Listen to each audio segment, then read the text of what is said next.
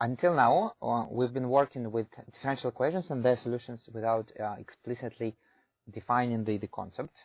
So let us do it now. So let us define it in a rigorous mathematical manner. So basically, recall that a solution of a differential equation is a function that turns it into a right equality, right? So, but then since the differential equation, it involves y prime, and if y of t is a solution, then at least we should be able to calculate y prime, so which means that y has to be a differentiable function. And then, of course, for every value of t, so the point t and y of t, it should, we should at least be able to substitute it into the differential equation. So, which means that this point, right, it should belong to the domain of the right-hand side. Well, but then in practice, when you just solve the differential equation explicitly, so sometimes y of t may or may not be defined for certain values of t. But then the intuition here is that a differential equation describes a motion, and a motion is continuous, right? So, which is why the domain of a solution is required to be an open, well, sorry, not necessarily an open now, but just an interval. Let me maybe give you an example. So suppose that you solved the differential equation, and suppose that you got the answer is y of t is, say, I don't know, 1 over 1 minus t squared. Right? So, but then let's continue. So this is 1 over 1 minus t and 1 plus t. But in this formula, so t cannot be equal to -1 or to 1. Which really means that what we are looking at is not one solution, but rather 3 different solutions. So one of these solutions is 1 over 1 minus t squared, defined for t less than -1. So another solution is 1 minus t squared, defined for t between -1 and 1. And the third solution is 1 minus over 1 minus t squared, defined for t bigger than 1. And these 3 are independent solutions. They do not have to do anything in common. So they are just 3 different, because they describe 3 different motions.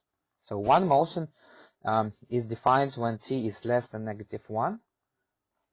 Right? So then when t approaches -infinity, y of t approaches 0. But when t approaches -1, this motion approaches what? -infinity. But of course, if it approaches -infinity, then it cannot continuously be transformed into the second motion, because the second motion approaches positive infinity when t goes to -1. All right. Hope this is clear. So here is the formal definition. So first order ordinary differential equation is an equation of the form y prime equals f of ty, where and now notice that I have modified well, whatever we've been doing a little bit. Now I'm going to require that the right hand side is defined on an open set. So the reason is analytic, because it's kind of more natural and easier to work with open sets.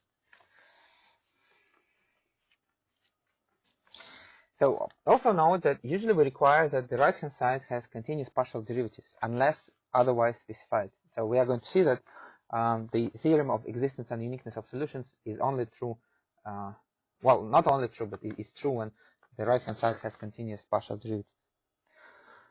Well, and then a solution of this differential equation is a differentiable function.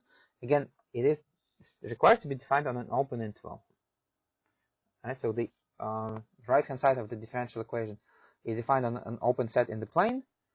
The solution is defined on an open interval. So the domain, in both cases, we require the domain to be an open set. Well, this is basically for convenience of certain proofs.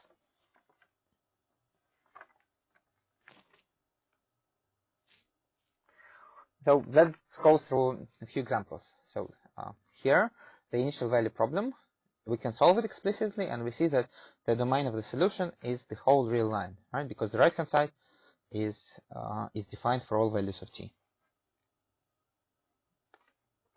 Now, here is a bit trickier. Now, the domain now, so remember that the domain has to be a single interval.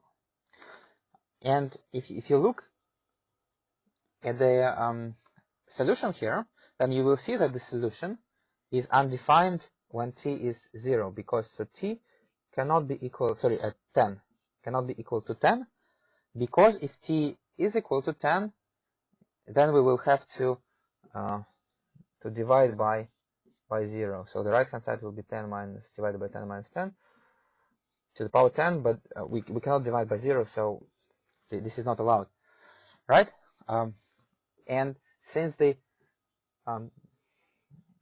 our solution is undefined when t equals 10, it means that, well, the domain has to be either the interval from negative infinity to 10 or from 10 to infinity, because we need it to be an open interval, and it's just either this or that, because 10 is excluded from the domain. Well, but then note that the initial value of t, so the initial value of t is 0. And among these two intervals, 0 belongs to the interval from negative infinity to 10. So which is why it is actually the domain of the solution.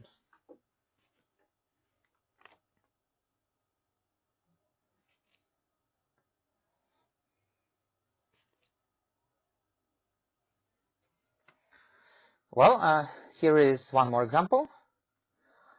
And this is an equation that can hardly be solved explicitly, but if you just look at the direction field, so you will see that there are two equilibrium solutions, and of course, so our solution has to be entirely between the two equilibria, so which means it cannot, leave this strip between 20 and 110, and since it cannot do so, we can extend it indefinitely to the right and to the left. So which means that the domain of this solution of this initial value problem is the whole real line. Okay, and now there is a little quiz on the domain